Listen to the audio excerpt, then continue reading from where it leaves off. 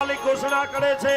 આ જનક મહારાજ ઉભા થઈને બોલવા લાગ્યા કે આથી આ જનક ઘોષણા કરે છે કે વીર વહીન વહીમય જાની। આ ધરતીનો ગોળો હવે વીર વગરનો થઈ ચૂક્યો છે। આમાં કોઈ સાચો ક્ષત્રિય બચ્યો નથી। જોજો આ શબ્દ બધાય નીચું જોઈને સાંભળવા માંડ્યા, પણ વિશ્વામિત્રની બાજુમાં બેઠેલું સુમિત્રાનું દૂધ ઉકળવા લાગ્યું। આજ જેમ કોઈ સર્પ ઉપર પગ આવે અને સર્પ ફાળો મારીને ઉભો થાય, એમ મહારાજ લક્ષ્મણજી ઉભા થયા કે મહારાજ જનકને બોલવાનો વિવેક નથી કે રઘુવંશના બાળકો અહીંયા હાજર હોય, જનક એમ બોલે કે દુનિયા વીર વગરની થઈ। રઘુવંશનું એક દિવસનું જન્મેલું બાળક હોય તો પણ એમ ન કહેવાય કે દુનિયા વીર વગરની થઈ। મહારાજ આપને આજ્ઞા આપો, રાવુર મેં અનુશાસન પાવો તો કંદુકી બ્રહ્માંડ ઉઠાવો। મહારાજ આપને આજ્ઞા આપો તો બ્રહ્માંડે ખંભા ઉપર મૂકીને 400 ગાવ દોડ્યો જાય। આપને આજ્ઞા આપો તો જેમ બાળક બિલાડીના ટોપને ઉડાડે એમ બ્રહ્માંડના ચૂરા કરી નાખો। મહારાજ આ મારી પ્રતિજ્ઞા અને સુમિત્રાનો દીકરો પ્રતિજ્ઞા કરે છે। મહારાજ હું જેટલું બોલ્યો એટલું ન કરું તો હાથમાં ધનુષ બાણ નહીં લઉં, અરે હાથમાં ભિક્ષા પાત્ર લઈ અને 5 ઘરની ભિક્ષા માગીને મારું પેટ ભરીશ। આ જનકના શબ્દને પાછા ખેંચાવો। લખન પ્રકોપ વચન જબ બોલે, ડગમગાન મહી દિગ્ગજ ડોલે। દિગ્પાળો ડોલવા લાગ્યા, આજ બ્રહ્માંડ ધ્રુજવા લાગ્યું, આજ કાચબો કબડ ધ્રુજવા લાગ્યા, આખો મંડપ ધ્રુજવા લાગ્યા। બોલતા બોલતા લક્ષ્મણજી આખા લાલ થયા અને ભગવાન રામની હામું જોયું। મારા બાપ મારી હામું તો જો, હું બોલતા બોલતા આખો લાલ થયો। અને ત્યારે ભગવાન બોલ્યા, હે લક્ષ્મણ, આકાશ પૂર્વ દિશા પેલા લાલ થાય, પછી સૂર્ય ઉદય થાય, આકાશમાં મેઘ ગર્જના કરે, પછી વરસાદ થતો હોય। હે લક્ષ્મણ, જ્યારે જનકે એમ કીધું કે આ દુનિયામાં કોઈ વીર નથી, ત્યારે મને પણ ન ગમે, પણ આપણા ગુરુ વિશ્વામિત્ર બાજુમાં બેઠા છે, એ જ્યાં સુધી આજ્ઞા ન આપે ત્યાં સુધી આપણાથી ઊભા ન થવાય। અન વિશ્વામિત્રનો જમણો હાથ ઊંચો થયો। ઉઠવું રામ ભન જવું ભવજા, શ્રી રામ જય રામ જય જય રામ।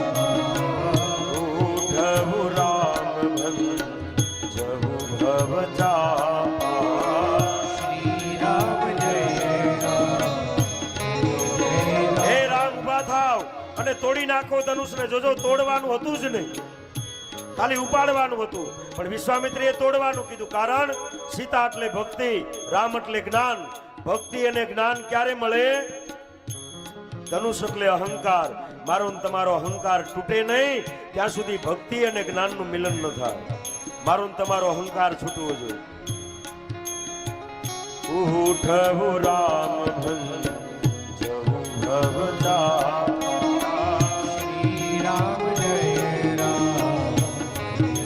આજ ભગવાન ઉભા થયા, બાપજીને નમસ્કાર કર્યા, માતા પિતાને યાદ કર્યા, કુલગુરુ વશિષ્ઠને યાદ કર્યા, અને ભગવાન ધીરે ધીરે ધીરે પગથિયા નીચે ઉતરે। જેમ મૃગરાજ કેસરી સિંહ પર્વતના ઢાળમાં ઉતરતો હોય એમ ભગવાન નીચે ઉતરે છે। કેવું લાગે છે? ઉદિત ઉદયગીરી મંદ પર રઘુવર બાલ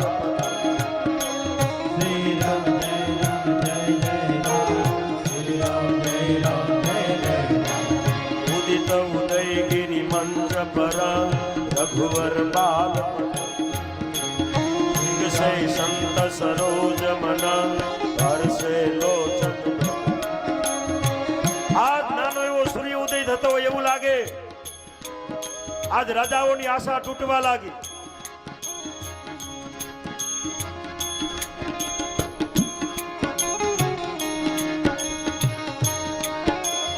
ઉદિત ઉદયગીરી મંત્ર પર રઘુવર બાલ, શ્રી રામ જય રામ જય રામ, શ્રી રામ જય જય રામ। રવિ મંડલ દે ખતલ ગુલાગા, શ્રી રામ જય રામ જય જય રામ। ઉદયિતા સુંદરી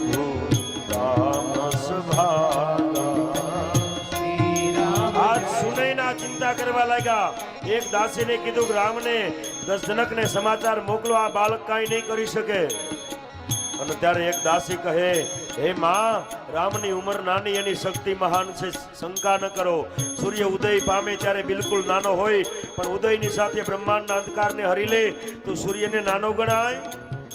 મંત્ર નાનો હોય પણ એના જપ કરવાથી બ્રહ્માદી દેવતાઓ વશ થાય તો આ મંત્રને નાનો ગણાય? હે માં, રામની ઉંમર નાની. રઘુપતિ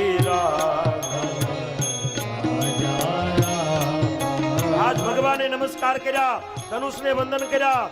બાબાજી કહે ચારે વાર પ્રદક્ષિણા કરે, બધા રામની સામે જોવે. એમાં ભગવાન રામે ધનુષને હાથ અડાડ્યો.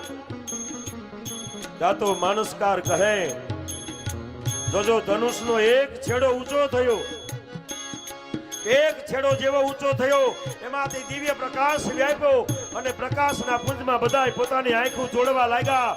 રામ ક્યાં, ધનુષ ક્યાં, કોઈને ખબર ન પડે. બરાબર મધ્ય ભાગમાંથી તે જન રામ મધ્ય પરે ભુવન મુનિ ઘોર કઠોર. શ્રી રામ જય રામ, જય જય રામ, શ્રી રામ. બરાબર મધ્ય ભાગમાંથી ભગવાને કડાકાની સાથે ધનુષને તોડ્યો. આ કડાકો બ્રહ્માંડમાં સંભળાણો. ઋષિ મુનિઓએ પોતાના કાનાડા હાથ દીધા. અરે દેવતાઓ કાનાડા હાથનું ભાર્યા કે આ કડાકો શેનો? અને મહાત્મા તુલસીએ જાહેરાત કરી કે જનકપુરમાં રામે ધનુષ ભંગ કર્યો. બોલીએ રામચંદ્ર ભગવાન કી જય. ભગવાને ધનુષ તોડ્યું. હે પરીક્ષિત, ધનુષ ભંગ થયો. રામને માં જાનકીએ જયમાળા પહેરાવી. પરશુરામ બાપજી આવ્યા.